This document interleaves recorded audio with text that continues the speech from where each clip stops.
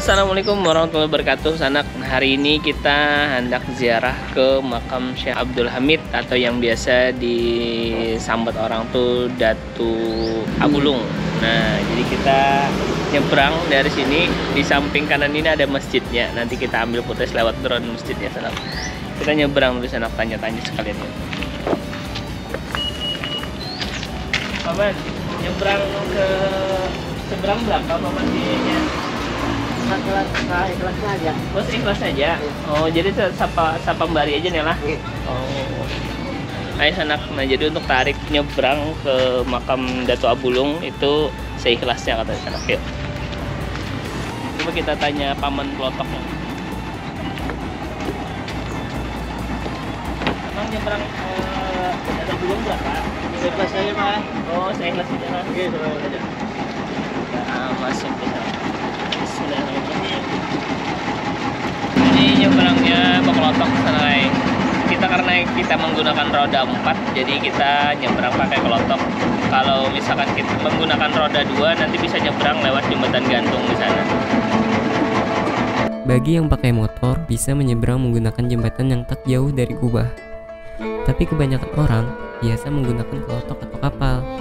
Biasanya, kalau ziarah keliling menggunakan kapal, pasti tak ketinggalan untuk ziarah ke makam Datu Abulung, karena lokasinya yang berada di dekat Sungai Martapura.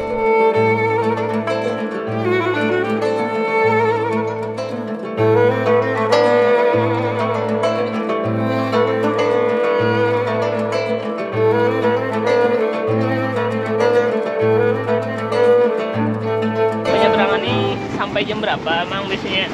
24 jam. Oh, 24 jam ada jalan? Oh. Ditunggu di sini juga, Pak. Ada yang jaga berarti? Gitu. Oh, nah Sanak, kelotok di sini bisa 24 jam. Jadi jangan takut nggak ada kelotoknya. Kita ziarah.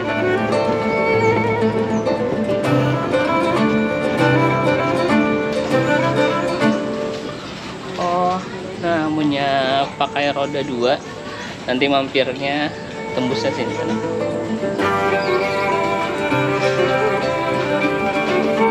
Makam Datu Abulung berada di Desa Sungai Batang, Kecamatan Martapura Barat, Kabupaten Banjar.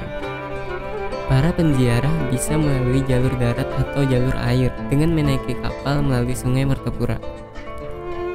Sebelumnya, ulun minta rela jika ada kesalahan atau cerita yang berbeda dari Bu Hantian.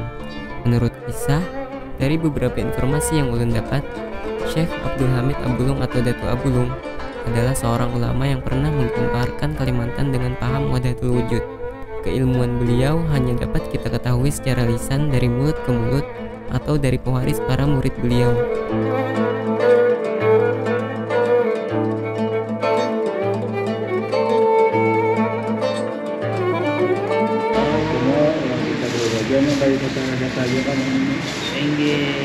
Jadi kisah dari mulut ke mulutnya. Dalam sejarah pemikiran keagamaan di Kalimantan pada abad ke-18, setidaknya ada 3 tokoh ternama di kerajaan Banjar selain Datu Suban dan para muridnya yang sakti mandraguna dengan segala karamah dan kesaktiannya. Di antara 3 orang tokoh ternama dan terkenal tersebut adalah Syekh Muhammad Arsyad Al-Banjari atau Datu Kelampayan, Syekh Muhammad Nafis Al-Banjari atau Datu Nafis, dan Syekh Abdul Hamid Abulung Al-Banjari atau Datu Abulung. Pada masa itu, pemerintahan kerajaan diperintah oleh Sultan Tahlilullah. Saat itulah Syekh Muhammad Arsyad Al-Banjari dan Syekh Abdul Hamid Abulung Al-Banjari diberangkatkan oleh kerajaan Banjar untuk ilmu dengan biaya kerajaan, dengan harapan nantinya bisa membawa sinar terang bagi kerajaan Banjar. Kita selesai ziarah ke makam Datu Abulung. Dan tadi kalian sudah dengar sedikit cerita yang kita cari untuk makam Datu Abulung. Sekarang kita pulang. Coba Sanak nanti komen di bawah ya, kita ziarah kemana lagi. Oke? Ya, kita pulang.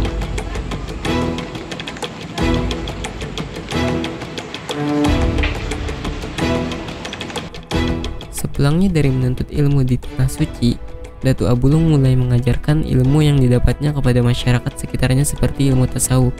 Namun ilmu tasawuf yang beliau ajarkan kepada orang awam ini sangat berlainan dengan pelajaran tasawuf yang selama ini dikenal masyarakat. Karena beliau langsung mengajarkan inti dari ilmu makrifat, Datu Abulung mengajarkan bahwa tiada mewujud hanya dia dan tiada mewujud lainnya. Tiada aku melainkan dia dan dia adalah aku dan aku adalah dia. Dalam pelajaran Datu Abulung juga diajarkan bahwa syariat yang diajarkan selama ini adalah kulit, belum sampai kepada isi atau hakikat. Sedangkan pelajaran yang selama ini diyakini masyarakat umum adalah tiada yang berhak dan patut disembah selain Allah. Allah adalah Khalik dan selainnya adalah makhluk. Tiada sekutu baginya. Mendengar fatwa Datu Abulung yang berbeda dari kebanyakan paham masyarakat pada waktu itu, maka gemparlah masyarakat yang menerima ajaran tersebut. Bahkan ajaran yang beliau sampaikan menjadi pembicaraan masyarakat umum yang mana akhirnya sampai ke telinga Sultan. Sebelum Datu Abulung dipanggil, Sultan terlebih dahulu minta pendapat Syekh Muhammad Arsyad Al-Banjari tentang ajaran Datu Abulung tersebut. Setelah menelaah beberapa kitab, dan kemudian disimpulkan bahwa ajaran yang dibawa Datu Abulung dapat menyesatkan masyarakat dan bisa merusak kehidupan beragama. Berdasarkan keputusan tersebut, maka dipanggillah Datu Abulung.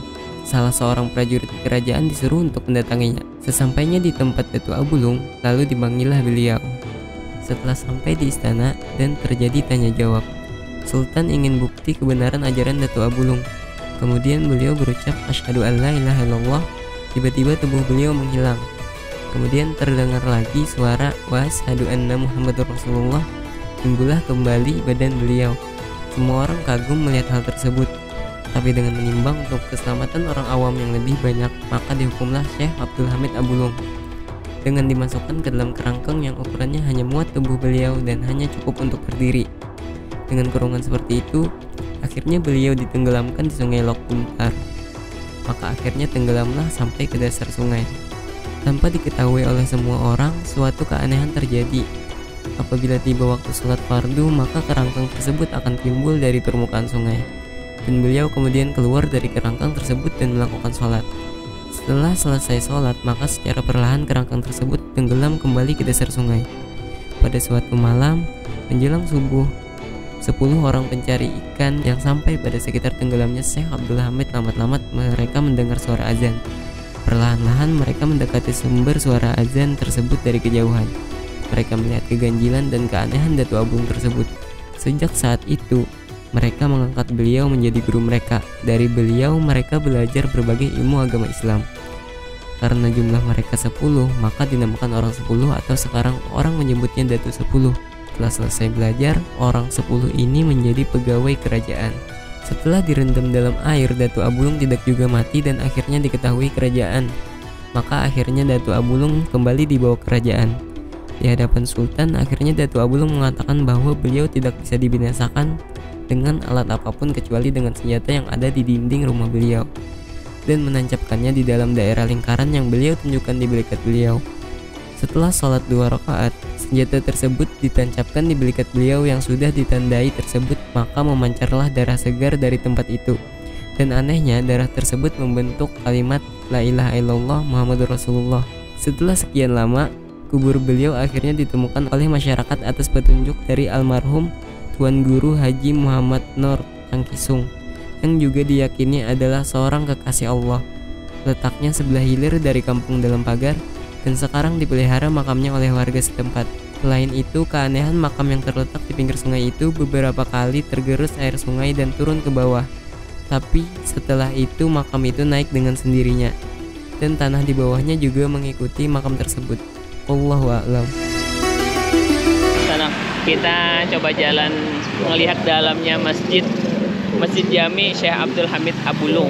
Nah, ya San.